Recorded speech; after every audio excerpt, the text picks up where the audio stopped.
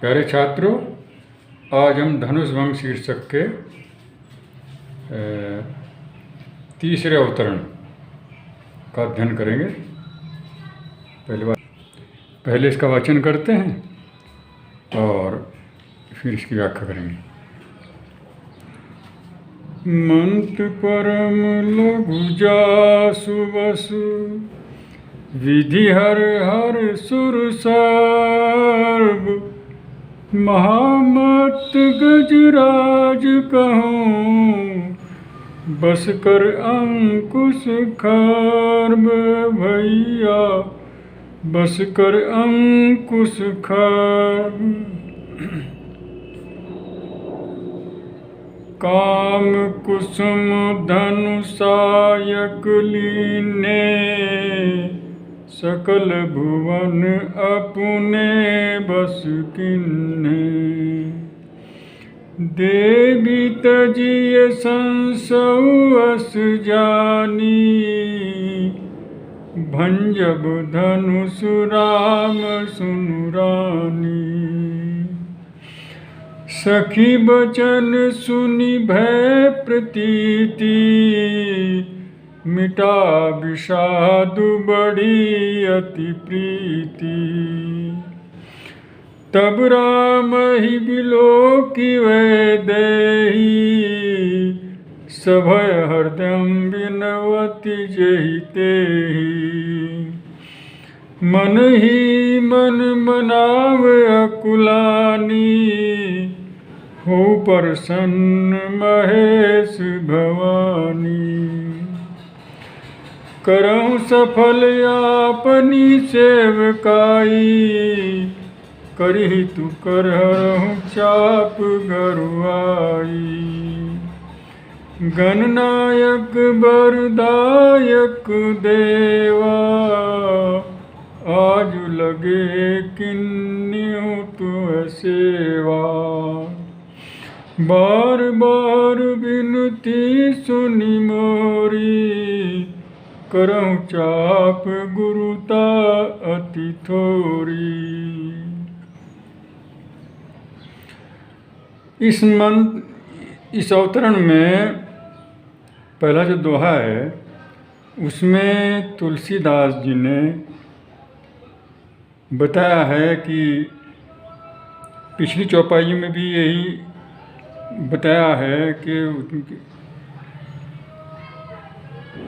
जानकी जी की जो माता थी, सीता जी की जो माता थी, उन्हें समझाते हुए एक सखी कह रही हैं, उन्हें संदेह है इस बात में कि रामचंद्र जी बहुत छोटे हैं, धनुष बहुत बड़ा है, ये टूटना मुश्किल है। लेकिन वो सखी उन्हें समझाती है कि ऐसा नहीं है। वो कहती हैं कि मंत्र परम लघु जासु बस, कि मंत्र कितना छोटा होता है। परम मन बहुत अधिक, जासु बस लेकिन जिसके बस में। विधि हरि हर सुर सर्व, ब्रह्मा विष्णु महेश उसके वश में होते हैं। महामत गजराज कहूँ, और बहुत बड़ा जानवर हाथी। हाथी बहुत बड़ा जानवर होता है, लेकिन उसको वश में करने के लिए एक छोटा सा अंकुश, कुल्हाड़ी नुमा एक अंकुश कहते हैं उस हथियार को, और वो उसका जो महावत होता है उसी से उसको अपने बस में करके रखता है। खर्ब माने छोटा, उस छोटे से अंकुश के बस में इतना बड़ा हाथी रहता है। तो आगे बताते हैं कि काम कुसुम धनुषायक लीने। कामदेव जी जो हैं वो पुष्पों का धनुष बाण लिए, धनुषायक धनुष बाण लेकर के सकल भुवन अपने बस किन्ने, और उन्होंने उन पुष्पों के बाणों से सारे संसार को, भुवन माने लोक, तीनों लोकों को अपने वश में कर रखा है। हालांकि पुष्प के जो बाण होते हैं बहुत मुलायम होते हैं, लेकिन कामदेव जी ने तमाम संसार को उन्हीं के द्वारा इस संसार को अपने वश में कर रखा है। देवी तजिए संसौ अस जानी, हे देवी तज मन छोड़िए, संसौ संदेह, अस जानी ऐसा जानकर। हे देवी जी, महारानी जी, ऐसा जानकर अपने संशय को छोड़ दीजिए। ऐसा नहीं है।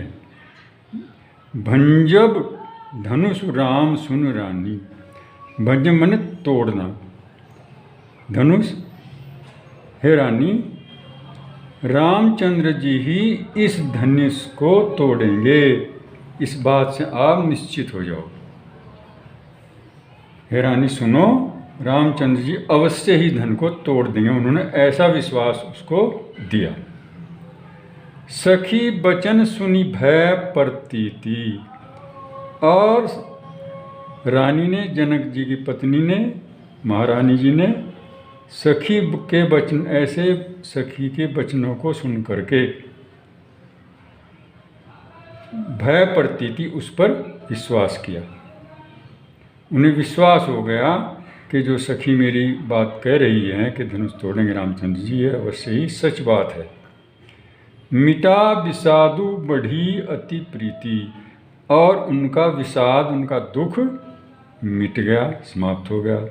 बढ़ी अति प्रीति, और रामचंद्र जी से उनकी प्रीति बढ़ गई, प्रेम होगा रामचंद्र जी की तरफ से। तब राम ही बिलोकी वैदेही, सभय हृदय विमति जहित। तब राम ही को रामचंद्र जी को देख करके वैदेही ने, सभय, वो भयभीत थी कि धनुष के संबंध में उन्हें संदेह था, और उन्होंने अपने हृदय में अनेक प्रकार से अनेक देवताओं की वंदना प्रार्थना करनी शुरू कर दी कि हे देवताओं, मेरी रक्षा करो, और इस धनुष को रामचंद्र जी तोड़ दें, इसमें आप लोग मेरी सहायता करो। मन ही मन मनाव अकुलानी, और सीता जी जो थी वो अपने मन में अनेक मनौतियाँ करने लगी, व्याकुल होकर के, अकुलानी मन व्याकुल होकर के अनेक प्रकार से देवताओं को अपने मन में मनाने लगी, मनौतियाँ करने लगी। हो प्रसन्न महेश भगवान, और वो शिवजी और पार्वती के लिए प्रार्थना करी कि हे पार्वती जी, शिवजी महाराज, आप प्रसन्न हो जाएं और प्रसन्न होकर इस कार्य में आप सहयोग करें।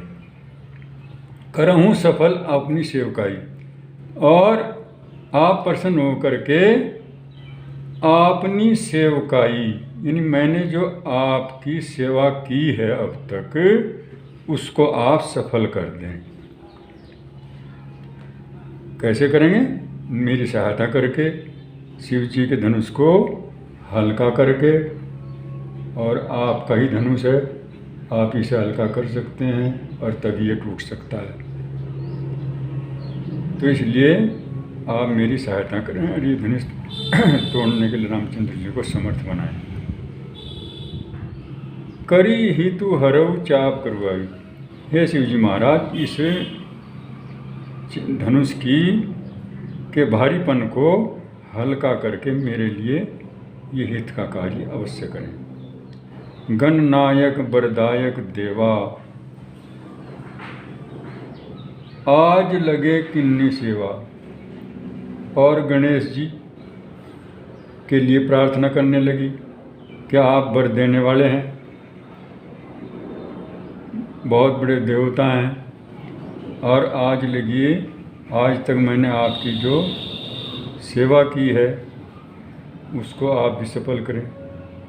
बार बार विनती सुनी मेरी मोरी, करो चाप गुरुता अपनी। मैं बार बार आपसे विनती कर रही हूँ और मेरी इस विनती को सुनो और सुन करके इस धनुष की गुरुता को कम कर दीजिए, अर्थात इसको हल्का कर दीजिए, ताकि इसको